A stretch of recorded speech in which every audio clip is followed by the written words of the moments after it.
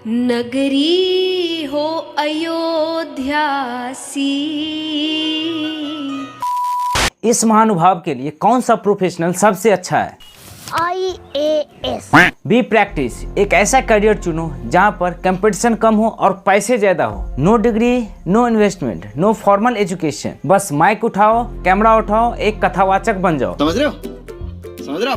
फिर तुम्हारे पास करोड़ों की संपत्ति होगा, लग्जरियस लाइफ होगा, रोलेक्स की गाड़ी, फरारी, मर्सिडीज, लेटेस्ट आईफोन, महंगा बैग, पैसा, इज्जत, वो जिंदगी जिसको आप सपनों में भी नहीं सोच सकते हो। मैं मजाक नहीं कर रहा हूँ, ये आज के कथावाचक के रियल जिंदगी के बारे में बात कर रहे हैं। अभी जया किशोरी जी अपने लग्जरियस लाइफ को लेकर के सबसे ज़्यादा ट्रेंडिंग में है। जो मैंने आपको बताया है वो सब चीज़ है इनके पास।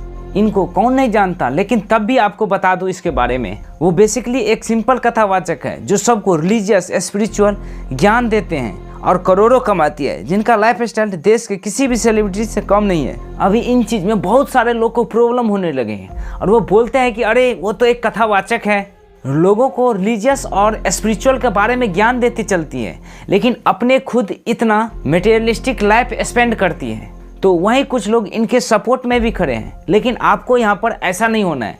आपको सभी तथ्यों के आधार पर और सभी जो नॉलेज है, जो सोशल मीडिया पर ट्रेंड है, जो इसके बारे में एक्चुअल चीज़ें, उसको देख करके आपको इसके जो बारे में जो होता है, जो भी निर्णय लेना है, उसके बाद आप अपना ओपिनियन दे सकते हैं।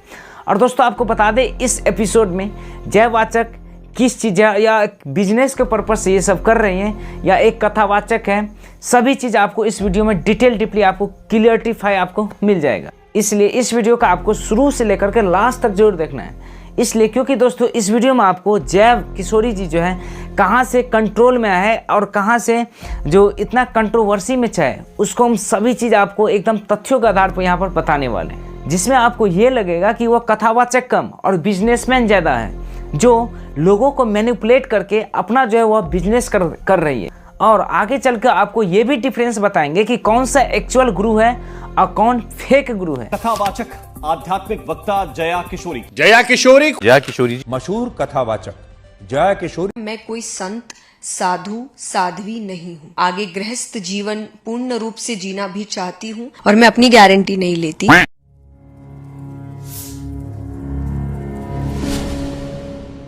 जया किशोरी जी अपने वेबसाइट में लिखती है कि वह एक spiritual orator and motivational coach है, लेकिन मैं इस वीडियो में आपको पूरे एकदम साबित करके दिखाएंगे कि जया किशोरी जी एक स्पिरिचुअल कथावाचक कम लेकिन बिजनेसमैन ज़्यादा है।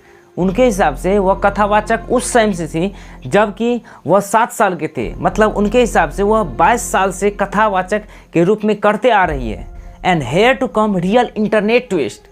जितना यह बंदा अभिनव अरोड़ा और उनके पिता तरुण अरोड़ा एक्सपोज हो रहे हैं, वो शायद कोई और नहीं हो रहा है। हम अभिनव अरोड़ा वाले जो एक्सपोज वीडियो थे उसमें आपको बताए भी थे, आने वाले समय में हमारे इंडिया में डिग्री कम बल्कि बाबा ज़्यादा दिखाई देंगे। रीज़न यही है क्योंकि अभिनव अरोड़ा के जो पिता थे उनको वह 9 साल के उम्र में ही वह कथावाचक के रूप में धकेल दिया गया है, लेकिन हमारे जया किशोरी जी वह 7 साल की उम्र से ही ये सब कर रही है। और देखिए क्या बोल रही है। नहीं बोलेगा जय, जो नहीं बोलेगा जय उसकी होगी छोरी 6। कभी मौका मिलता है जो बोलेगा उसके लड़का होगा और जो नहीं लड़की नहीं 6 लड़की। मतलब जो आज अभिनव अरोड़ा जो हमको आज दिख रहे हैं वही जो है जया किशोरी भी थी 22 साल पहले, मतलब 7 साल के एक छोटी कथावाचक। मार्क्स भी अच्छे इसके बहुत अच्छे आते हैं। सी इज ए किड्स टाइम की एंकर है। सी इज ए सिंगिंग वेल। ये कृष्ण भगवान के बहुत सुंदर भजन गाती है और she is very famous for that. अच्छा एक थोड़ा सुनाओ, थोड़ा सा। ओ राधे। मतलब जो क्रिटिसिज्म हम अभिनव अरोड़ा के लिए कर रहे थे वो क्रिटिसिज्म तो यह चीज़ के देख करके जया किशोरी पर भी लागू होते हैं। तो बेसिकली इस फ्रॉड अभिनव अरोड़ा और यह फ्रॉड जया किशोरी में कोई अंतर ही नहीं है। और तो और ये जया किशोरी जी अभिनव अरोड़ा से भी 2 साल एडवांस है। देखिए महाराज, जब तक आपके पास धन है दान कर लीजिए, जब बच्चों के पास चला जाएगा तब हाथ पकड़ लेंगे। कर लिया बहुत अपने समय में, अब बैठ जाओ और मैं अपनी गारंटी नहीं ले। पर जिस तरह से अभिनव अरोड़ा अपने भोलेपन से और अपने ओवर एक्टिंग की वजह से वह इतना ज़्यादा एक्सपोज हुए, इतना ज़्यादा कंट्रोवर्सी में चाहे। उसी तरह से जया किशोरी भी आजकल अपने जो लग्जरियस लाइफ है, लग्जरियस जो उसके फर्ज थे, उसको लेकर के एक हाल फिलहाल में एक कंट्रोवर्सी में छाए हुए हैं।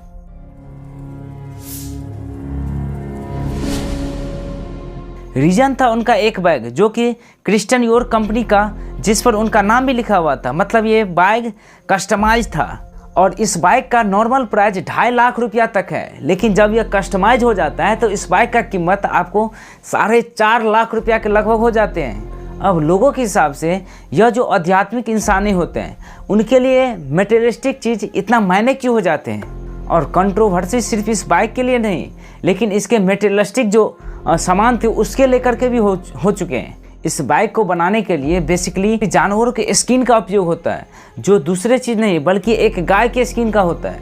और इस पर जया किशोरी जी बोलते हैं कि गाय तो हमारी माता है। भगवान कहते हैं गैया को सिर्फ पशु मत कहना, वो सिर्फ पशु नहीं है। शायद ही ऐसा कोई है जिसकी हर चीज उपयोगी है, हर चीज। लेकिन आपने उसकी चमड़े तक को भी नहीं छोड़े। और अपनी सफाई को देख करके जया किशोरी जी ये बोलते हैं यह जो बैग है वह लेदर का बना हुआ नहीं है, बल्कि एक कस्टमाइज बैग है। और हम अपने लाइफ स्टाइल में कोई लेदर का उपयोग नहीं करते हैं। क्या दीदी क्यों बेवकूफ़ बना रहे हो? अगर मान के चलो वो कंपनी अगर गाय के चमड़े से अगर बैग बना रही हैं तो उस कंपनी से आप बैग ही क्यों ले रही हो? उस कंपनी को इतना मोटिवेट ही क्यों कर रहे हो? उस कंपनी को इतना प्रमोट ही क्यों कर रही हो? वो एक कस्टमाइज बैग है, और कस्टमाइज का मतलब कि आप अपनी मर्जी से बनवाते हैं, इसलिए मेरा नाम तक लिखा हुआ है उसमें कि मैंने अपना नाम, कि वो एक कस्टमाइज बैग है, उसमें कहीं से भी कोई लेदर नहीं है। मैं अपनी गारंटी ले सकती हूँ, पर मैं किसी कंपनी की कोई गारंटी नहीं लेती। पर मैंने ना कथा करने से पहले, ना अभी, और मैं आगे की भी गारंटी लेती हूँ कि मैंने कभी लेदर यूज नहीं किया, ना मैं कभी करूँगी। अच्छा, आपका ये एक क्लिप मिला था हमको। धर्मम, पैसा वही अच्छा जो धर्म के काम में। अच्छा, उस लेदर वाले बैग में जो पैसा लगा था वो सिर्फ धर्म का ही पैसा था।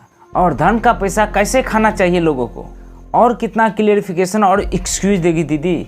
इवन वो जिस गाड़ी पर जाके ट्रेवल करते हैं उस गाड़ी के सीट भी नप्पा नाम के लेदर से बनते हैं। तो इस वजह से जया किशोरी जी एक कथावाचक ही नहीं बल्कि एक बिजनेसमैन भी है।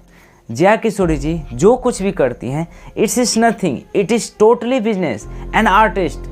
मान के चलो हम अपनी वेबसाइट से जो कुछ भी कमाते हैं वो पर्सनल बिजनेस की वजह से हम कमाए हैं। सिमिलरली आप किसी भी फील्ड में एक्सपर्ट हो, चाहे आप कोई कॉमेडी ही क्यों नहीं हो, चाहे कोई गायक ही क्यों नहीं हो, आप उस आर्टिस्ट की वजह से दूसरों को इंटरटेन करवा रहे हैं। आप इस कंसर्ट के लिए अपने लाखों रुपये चार्ज करते हैं, तब आप एक आर्टिस्ट के कैटेगरी में आ जाते हैं। दुनिया आपको एज ए आर्टिस्ट ही देखेंगे।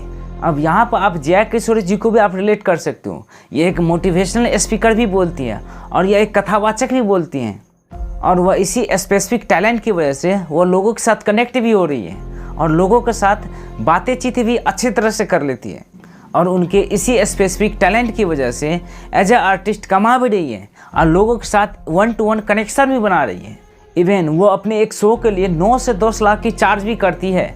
तो अगर आप इनके एक्टिविटी से आप अगर देखेंगे तो वो डायरेक्ट ही आपको इस तरह से दिखेगा कि वह एक बिजनेसमैन है, न कि एक आर्टिस्ट, बल्कि वह एक मोटिवेशनल स्पीकर की तरह से उसमें भी वह एक बिजनेस पर्पस से ही वह काम कर रही है।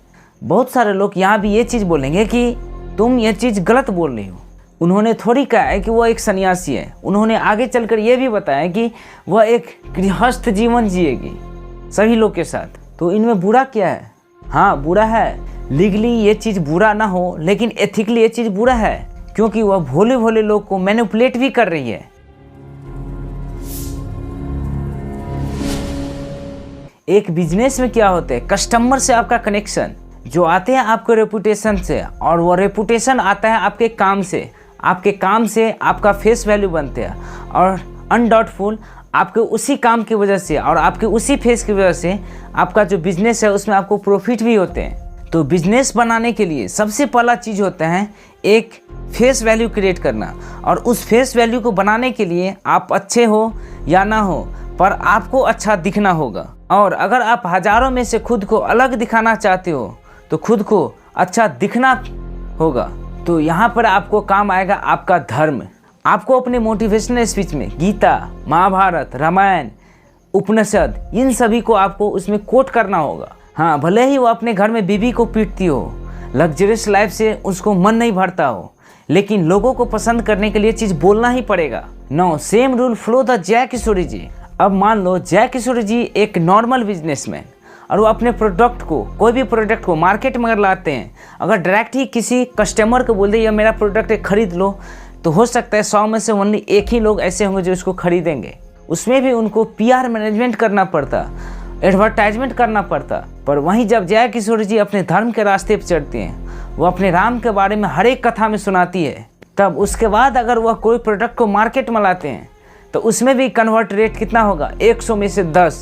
अगर आपको याद होगा कि विवेक बिंद्रा क्यों रातों रात इतना बड़ा आदमी बन गया, क्यों इसके साथ रातों रात इतना ज़्यादा लोग उसमें कनेक्ट हो चुके थे, और विवेक बिंद्रा केस में सेम यही घटना हुए था। Due to his convenience power, Ramayan Mahabharat से, भागवत गीता से लोग ज़्यादा रिलीजियस कनेक्ट हो जाते हैं। उसके वजह से विवेक बिंद्रा जी इतना लोगों को रातों रात इकट्ठा कर लिए थे और लोगों के पर्सनल बिहेवियर में जाके अटैच भी हो गए थे। और ये बिजनेस वाले लोग इन सभी लोगों को अच्छे से पहचानते भी है और इन सभी चीज़ को अपने बिजनेस में कोटिंग भी करते हैं, और ये बिजनेस वाले लोग इन सभी चीज़ को जानते भी है, इसलिए इन सभी चीज़ को इस्तेमाल करते हैं अपने बिजनेस में। For example Vivek Bindra, Abhinav Arora and now जय किशोरी जी। फॉर एग्जाम्पल अगर आप पुराने ज़माने से सिंगर लाइक लता मंगेशकर, अन्य देवी, किशोर कुमार, मोहम्मद रफ़ी, आशा भोसले, इनके कंसर्ट को देखेंगे, और आप आज के सिंगर लाइक दिलजीत दोसांझ, बादशाह, हनी सिंह, गुरु रंधावा के कंसर्ट को देखेंगे, तो day to day night difference दिखाई देगा आपको। एक में गाने को फील किया जाता है और दूसरे में गाने को भोगा जाता है। सिमिलरली अगर इसी तरह से आप पुराने समय के जो कथावाचक है उसको देखेंगे और नए जो कथावाचक है उनको देखेंगे, उसमें ह्यूज डिफरेंस दिखाई देगा आपको। उनके रहने सहने से नहीं बल्कि उनके जीवन शैली जो होते हैं उनके ऊपर भी आपको बहुत सारे चीज़ यहाँ पर दिखाई देगा। अब एक तरफ प्रेमानंद महाराज जी और स्वामी रामभद्राचार्य जी को देखिए, और दूसरी तरफ आप जया किशोरी जी, देवी चित्रलेखा, अभिनव अरोड़ा को देखिए, आपको फ़र्क इजली दिख जाएगा।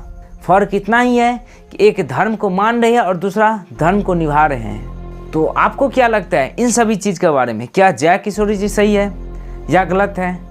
और जो अभिनव अरोड़ा था उसका वीडियो अगर आप लोग नहीं देखे हैं तो कमेंट में आपको पिन किया हुआ मिल जाएगा। बाकी आप क्या कह रहे हैं जया किशोरी जी के बैग के ऊपर और इन ढोंगी बाबा के ऊपर में कमेंट सेक्शन में जरूर बताइएगा। मिलते हैं कोई अगले वीडियो में, तब तक के लिए जय हिंद दोस्तों।